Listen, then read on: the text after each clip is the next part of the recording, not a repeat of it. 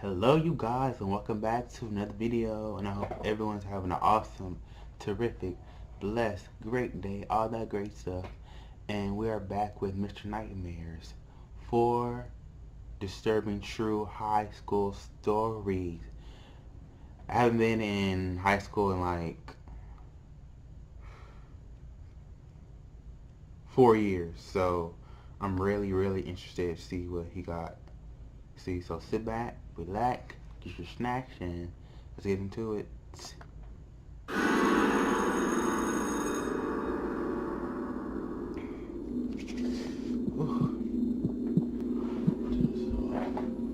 I was a new student to Southern Lehigh High School in Pennsylvania.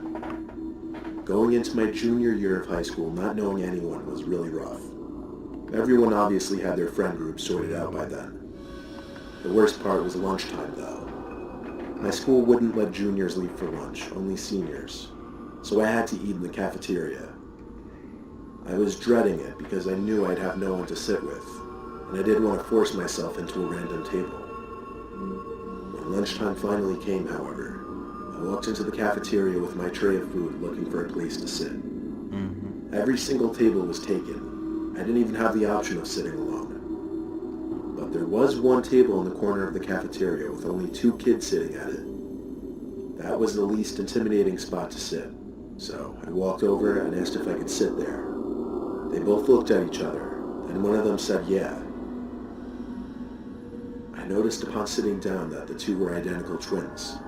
They looked like they were partially of Hispanic heritage, but they didn't have accents. They honestly seemed alright. They introduced themselves as Antonio and Bruno, and they had a conversation with me. Antonio and Bruno. They invited me to hang out with them after school, and honestly I figured why not? I had to start off somewhere as far as making friends. Okay. I got their numbers, and after school I went home to drop off all my stuff. Shortly after I got a text from Bruno, telling me he and his brother were planning on hanging out. He told me to meet them around 9 that night at the nearby cemetery that was like a 10-minute walk from my house. 9? He said there was a cool hangout spot near there. Plus, the first day of school was on a Friday, so we had off the next day. I had nothing to do, so I said, yeah, I'm down. When the time came, Bruno texted me one more time asking if I was still coming. I said, yeah, I'm going to leave in a few. I know you're a junior, but you already know them. He said, yeah. So I began my walk in the dark to the cemetery. The longer I walked, the more I thought about my whole move of being the new kid in high school. And thinking about the fact that I was literally walking to a cemetery at night to hang out with 2 kids I just met. But anyway, I got to the little road next to the cemetery and asked Bruno where they were. He started typing right away, and he said they were in the woods hanging by a small lake that they wanted to show me. Then he promptly sent his location. So I made my way into the woods, pushing branches out of my way, using my tiny phone flashlight as my only light. Wow, you gotta be smarter than this. I started calling for Bruno and Antonio as I felt like I was close enough, according to the location he sent me at least. What the? Suddenly I heard footsteps, so I stopped. Definitely footsteps approaching me, but they were very low and slow. They called out that they better not be trying to scare me. When they weren't answering me, though, I decided this was stupid. To do something. I turned and started walking back towards the road. But those footsteps I mentioned earlier, they turned from quiet and slow to fast, and before I could even react, someone had their nails digging into my neck, effectively choking me. I heard a familiar voice screaming, "Grab him, grab him." What the? I managed to break free from this sort of chokehold and sprinted towards the road. I know they followed me until the tree line by the road. I was faster than them, and I could run for miles. And that's what I did. I ran straight home and told my parents. They considered calling the cops, but I thought it would be better to get pictures of the nail marks on my neck and report it to the school the next day. That's what we did, and with the help of the text that I got from Bruno, I was able to get the 2 students expelled. My parents made me block both their numbers. I didn't exactly argue with that, though. My parents wanted me to confirm that these kids didn't know where we lived. And I told them simply, not as far as I know. So anyway, one night about a week later, I woke up to my room feeling really cold. I heard the sound of wind blowing into my room, and I looked at the window to see it was slid completely open. Are they in I there? wondered if my mom came in to open it, but that would make absolutely no sense. It was like 50 degrees out that night. I walked over to it and looked down below. A few feet below my bedroom window, there's a part of the exterior of my house that comes outward, creating a sort of ledge underneath my window that my father always told me to jump onto in case of a fire. Oh, wow. I shut my window and walked over to my parents' bedroom. I gently knocked and opened the door, and my mom groggily asked what. I had to ask her if she opened my window. She sat up saying, "No, why?" I told her in a louder, more concerned voice now that my window was opened all the way by somebody. She started shaking my dad to wake him up and go check my room with me. But when he woke up, he told me to grow up and go back to sleep.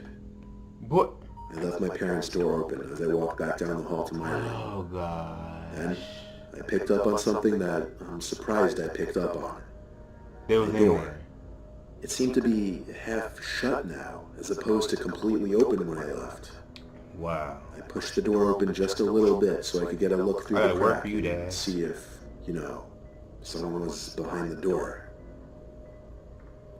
Even though I had the thought of the possibility, I never could have actually expected to see it. There was someone hiding behind my door. Oh. I screamed for my dad like a little girl. I screamed so loud I'm sure it could be heard 3 doors down. Then my door suddenly slammed shut, just as my dad came rushing out of his room over to me. I screamed, "There's people in my room," so he barged into the room and turned the light on. At that moment, we saw the leg of a person jumping out my window. My dad ran to the window, then downstairs and out the front door to attempt to chase them down. But he came back a few minutes later out of breath, saying he didn't see anyone. Full of energy and Well, he fear, saw the person, I right? swore it had to be those twins that I got expelled. My dad called the police, and I had to talk to them when they arrived, explaining the whole story back to the incident in the woods. My father backed up my story, but without proof of who entered, they said there wasn't anything they could do. They merely ordered us to lock the doors and consider installing cameras outside. As positive I am that it was either one of or both of those twins in my room. Alright. After getting through a After the solid video, I couple gotta say months what I of sleeping in say fear, about nothing this. to this nature ever happened again. About the dad and the police officers. Looking back now, I don't know why I was so willing to meet these kids in the woods at night. I should have realized in the cafeteria that day that they looked like trouble. 9 I p.m. should have stayed away. After 9 p.m. at the cemetery. In the woods. Come on through. Okay, sure.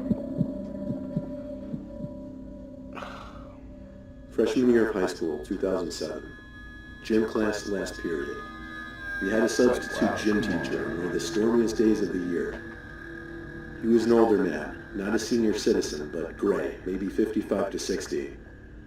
He took attendance, and when he passed me, he did a double take at me, which I found a bit uncomfortable. Not to float my own boat, but I always understood I looked older and really good for a freshman in high school. The sub told us to get into our volleyball teams, and he disappeared into the hall by the locker rooms for a while. 40 minutes went by and the period was over. It was time for us to get changed and go home. I got into the locker room, but for some reason, my locker wasn't opening. I tried my usual combination over and over and over. It wouldn't click open though. I had to go to the sub and let him know to ask for my combination again. I figured maybe the combo just slipped from my mind for some reason. The sub told me to give him a few minutes and he'd get the list of locker combos. I waited outside the office, and out he finally came with a book in his hands, open to a specific page. He walked into the girls' locker room with me, which I didn't expect him to do. The locker room was basically empty now, with one girl finishing up changing. We walked over to my locker and tried the combination written down on the paper. It didn't work no matter how many times he tried it. Each time he tried it and failed, he would look at me and laugh. I would force myself to laugh along to be polite, but it started getting weird. He put his hand on my shoulder as he said, "We'll figure this out." He tried the combination again, with his hand still on my shoulder. When it didn't work again, I felt his hand slowly started inching down from my shoulder to my lower back. I pushed myself away and grabbed my bag, saying, "It's okay, I'm late for my bus." He tried a combo in the locker one more time, and it opened. He smiled and walked away. I waited till I had the locker room door shut. Then I proceeded to getting changed quickly, when suddenly the room went dark. Uh-oh. I finished pulling out my pants and shut my locker in the dark. I threw on my backpack and started walking to the back exit of the locker room, which led outside. I feared that the sub would be waiting right by the door for me. I got predatory vibes from him. Yes, girl. When I got to the end of that specific aisle of lockers I was in the intersection of two rows. I'd have to turn down left to get to the exit door, but still. Naturally, I had to look right to make sure that it was clear. There was a little light seeping in from one single rectangular window that sat under the ceiling. It was enough. Enough for me to see him peeking at me from around the wall of lockers. Oh, God. So that's when I ran for the exit door. He came over behind me saying, wait, it's not what it looks like. Are you I ran outside into the rain off the campus of the high school and walked the rest of the way home, giving me time to reflect on what happened. By the time I got home, soaking wet, it came to me that he most likely changed my locker combination somehow as a way of getting alone with me in the locker room. You're right. As for what he could have possibly been planning to do when he cut the lights, I Yep. never wanted to imagine. Yeah. Honestly, I was too emotionally scared and quite frankly embarrassed to tell anyone about it. Not even my parents or friends. It was something I just kept to myself all these years, because truthfully, I just don't feel comfortable telling people. You're a minor. You shouldn't be embarrassed about someone sexually. When I was in high school, I was in the band. Not assaulting you. At my school, band was basically an easy A. It was either that, orchestra, or chorus. So I went with band.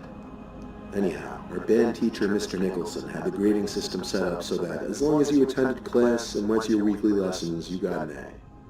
Sadly, towards the end of one quarter, I was missing 2 lessons. Because of that, my grade was a B. I went to him after class to ask if I could make up the lessons, and even though he seemed reluctant, he said he would let me come in during the lunch period and practice in one of the downstairs storage rooms to get credit for a lesson. I was more than happy with that, because realistically, I would probably just play games on my phone anyway instead of actually practicing. I arrived to the music room during my lunch period the next day. So I took my saxophone and headed down the stairs outside the music room towards the basement area for the music department. It was always kind of creepy down there because absolutely no one besides the music teachers would go down there usually, and the lights were kind of shitty. I'd only been down there a couple times before that day. But anyway, I walked down the hallway, and on either side were a bunch of doors that led into small, maybe 7 by 7 feet rooms. All of these rooms were used for storing things like chairs, music stands, spare instruments, Christmas decorations, and whatever. There's money in there. I stepped into one of the rooms and shut the door. I set up my music on one of the stands in the room, just in case Mr. Nicholson were to come down to check on me. But really, I didn't plan on actually playing. I started playing games on my phone, and then flick. Darkness. Like, as dark as it could get. Minus my phone screen. I looked over to the light switch to the room just instinctively, flicked it up and down a few times, but that did nothing. I stumbled as I got up from the seat to open the door, to more darkness. I held my phone out in front of me to light up this little hallway, even if it was just barely. I think I had like an iPhone 3 or something, and those old ones didn't have flashlights. Yeah.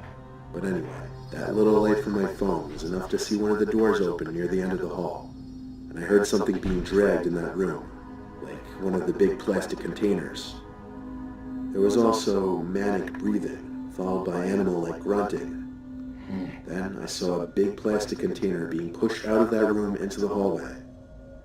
As I saw this, I turned off my phone screen and went back into the room I was just in. I shut the door so quietly.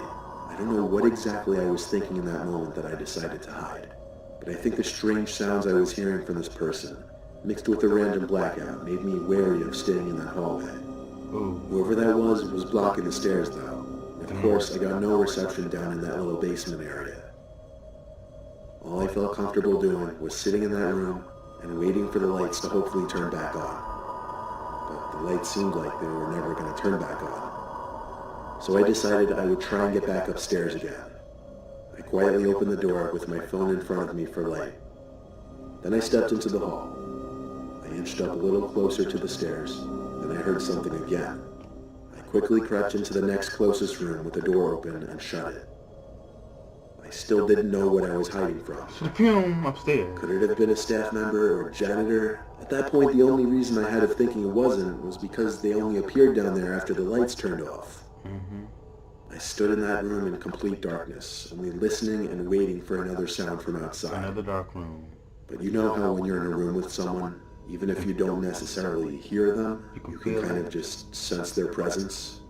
What happened? That's suddenly the feeling I got standing in that pitch black room. I lifted my shaking hand up and pressed the home button on my phone to turn on the screen, just for half a second. That was enough to see someone standing in the corner of this little storage room, 3 feet away from me. Oh God. I pretended I didn't see anything, but it was too late. Shh, is what I heard, breaking the silence. Then, a hand patted my shoulder twice and started squeezing it. I basically dove for the doorknob, struggling to find it at first, and pulling the door open when I did. The man in the room with me tried pushing the door shut after I opened it, but I was already out. Damn. I ran up the stairs and out the door to the main level of the music hall, where the lights were still on. I ran to Mr. Nicholson to tell him, out of breath. He called security to check the basement section of the music hall, but security came back upstairs and said, besides a bunch of music equipment moved around, there wasn't anyone down there. A random man The rest sneaked of up the in here. period, Mr. Nicholson canceled his flute lesson, and I sat there in the room with him and 5 flute players, explaining the whole story in detail. Damn. Without cameras in the music hall, there was no way of catching whoever went down there and killed the power for the basement. It seemed that he was trying to steal expensive music equipment. That, or God knows what else. Really? The next day, I was called into the dean's office to give my story of what happened, and the rest is history. Yikes.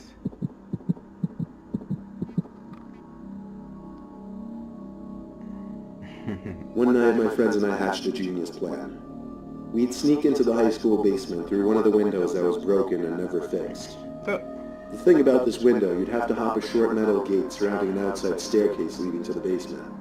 Not that it would effectively stop anyone, but it added that extra barrier that makes you feel like you're really doing something devious when you crossed over it.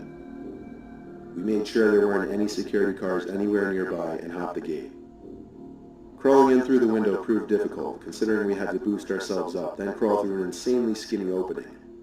But once we were in, we were in. We kind of dispersed from each other to explore different areas.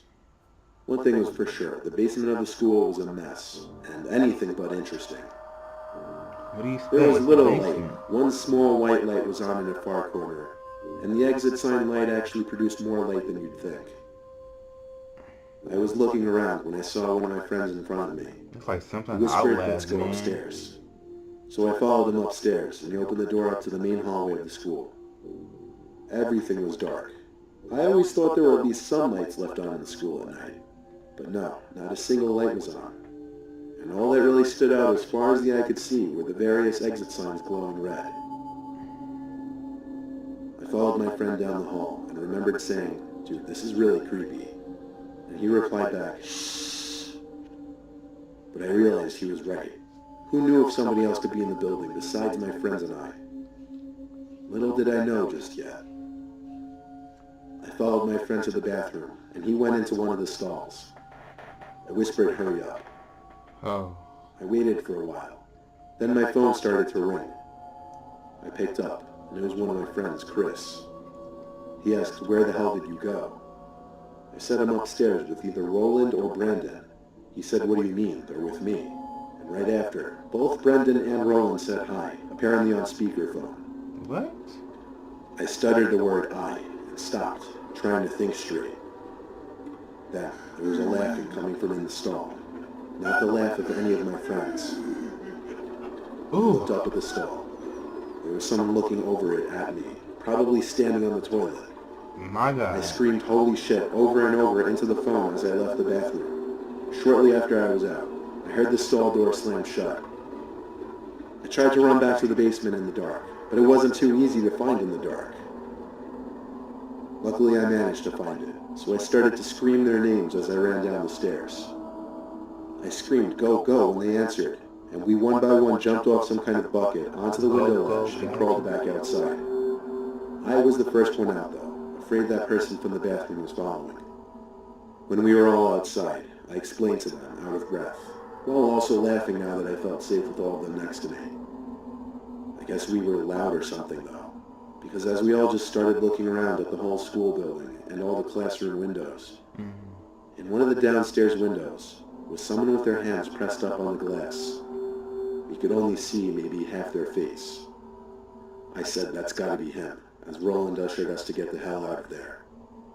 We ran until we were off the premises of the school, and that was that. We came up with a lot of possible explanations, but none of them really made sense. Wow. Obviously, we never did anything like that again, though. That's breaking and entering. Even though it's already broken, you know. Wow.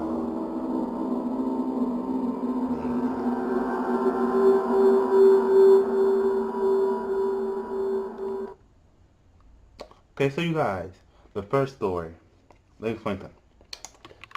Okay, he doesn't know where to sit during lunchtime. Twin boy, they first look at each other, then say, yeah. Then, secondly, meet us at the cemetery at 9 p.m.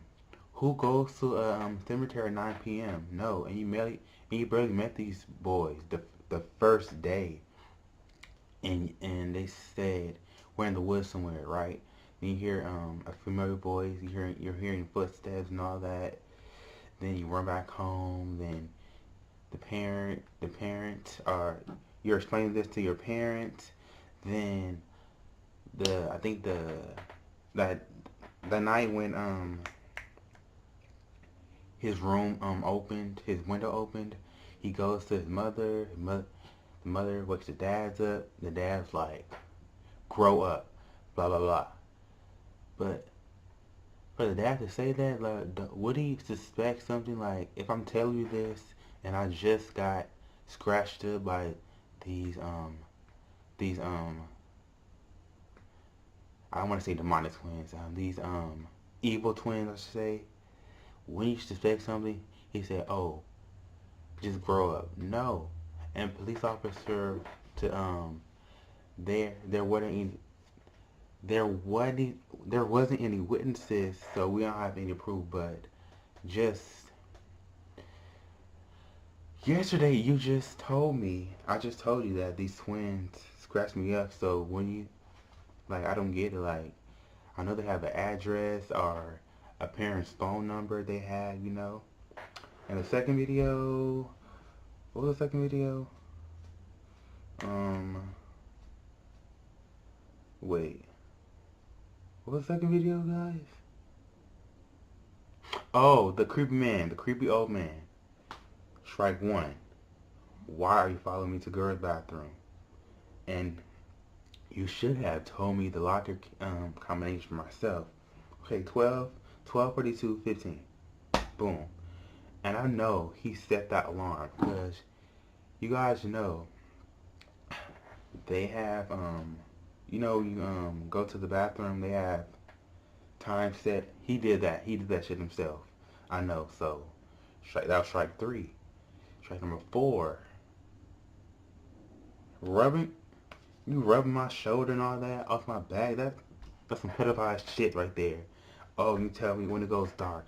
Oh, it doesn't what it looks like. Man, what do you expect? Number three wasn't really that scary. Same number four. It was just a creepy man. Basically, how do you say you're somewhere at the wrong time, something like that.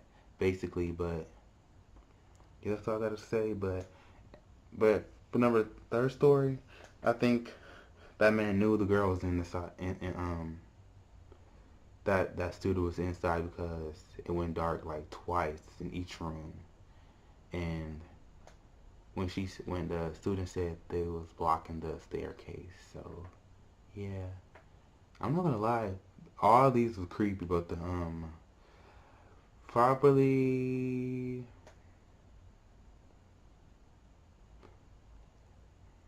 I see all in the middle because or probably no the the the the fourth one when the guy was just staring at the guy in the stall like, what are you doing? That's I think that was and I remember another Mr. Nightmare story when about the airport when the guy was just looking dead at the person using the bathroom like, what in the holy fuck?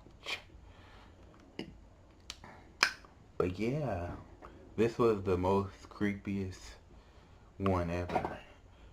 So tell me guys what you think and give it a big thumbs up, like, share, subscribe, turn your post notifications, and tell me guys what you think about this video. Till next time you guys, peace, have a blessed one.